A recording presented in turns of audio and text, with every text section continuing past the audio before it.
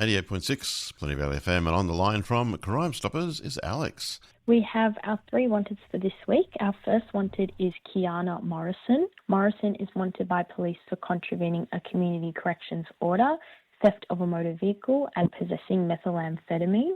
The 28-year-old is described as 178 centimetres tall with a medium build. She has blue eyes, blonde hair, and a fair complexion. 5 warrants have been issued for her arrest, and she's known to frequent the Narre Warren area. Our second wanted is Bradley Challenger. Challenger is wanted for contravening a community corrections order, theft, and possessing methamphetamine. The 26-year-old is described as 175 centimetres tall with a thin build. He has brown eyes, brown hair, and a fair complexion. 5 warrants have been issued for his arrest, and he's known to frequent the Bayswater North area. The third wanted is Christopher Hurt. Hurt is wanted by police for burglary, theft, and driving whilst disqualified. The 35-year-old is described as 180 centimetres tall with a medium build. He has hazel eyes, blonde hair, and a fair complexion. 6 warrants have been issued for his arrest, and Hurt is known to frequent the Bayswater area. Images of these wanted people and many more can be found on the Crimestoppers Victoria website, crimestoppersvic.com.au. You can also submit an anonymous report online or by calling 1800 333 000. Fantastic. And what's our scam of the week? Our scam of the week is a travel and accommodation scam. So how this one works is basically scammers set up fake listings on accommodation and booking websites like Airbnb and Booking.com.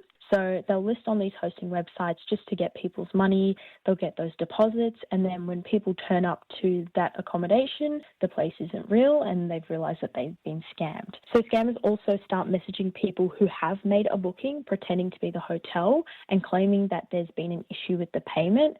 So then they ask to reconfirm sensitive identity details like your bank account details, or for you to send over a form of ID so that they can take your information. So to avoid falling for this scam, it's just a good idea to do some background checking on the accommodation provider that you're using before booking anything. Ask yourself, do they have a website? If they do have a website, are there reviews? Are the reviews by real people? Can you verify it? Can you call them? Rather just relying on one advertisement that you've seen. And if you do receive an email from someone who claims to be an accommodation provider, read all the information carefully to check that it's coming from a real source before taking any action. Okay, good advice as always. And what else are we covering this week? We're talking about two-factor versus multi-factor authentication and the difference. So you've probably heard these terms 2FA and MFA, and while they share the same goal, they do have different ways of protection. So both help protect our accounts from hackers and scammers, but the difference is in how many barriers you put between a criminal and your personal information. So 2FA means you need 2 forms of verification before you can access your own account. So for example, your password and then a code sent to you on your phone or a authentication app. So this second step adds a layer of defense, making it really hard for a hacker to steal your password, and they can't log in without that code because that code just goes straight to you.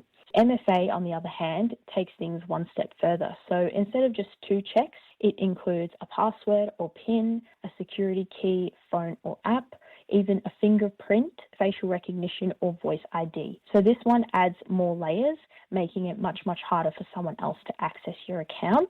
And while 2FA already provides solid security, MFA gives that higher sense of security. So this is best used for online banking, cloud storage, or even workplace systems. So you would want to use this one for a professional or government environment where sensitive data is at stake. So if you're thinking, which one should I use, 2FA or MFA? For everyday use, 2FA through an authenticator app is great for protection. If you handle sensitive work or financial information, look for platforms that do support MFA and allow biometric access. And no matter which option you choose, remember to update or transfer your authentication methods when you switch phones or devices, otherwise you might lock yourself out instead of the hacker. So both 2FA and MFA make our digital lives much safer and much easier. While two-factor authentication is a strong start, multi-factor authentication gives you an even tougher shield against identity theft and cybercrime. Okay, thanks for that, and we'll catch you next week. I'll speak to you next week.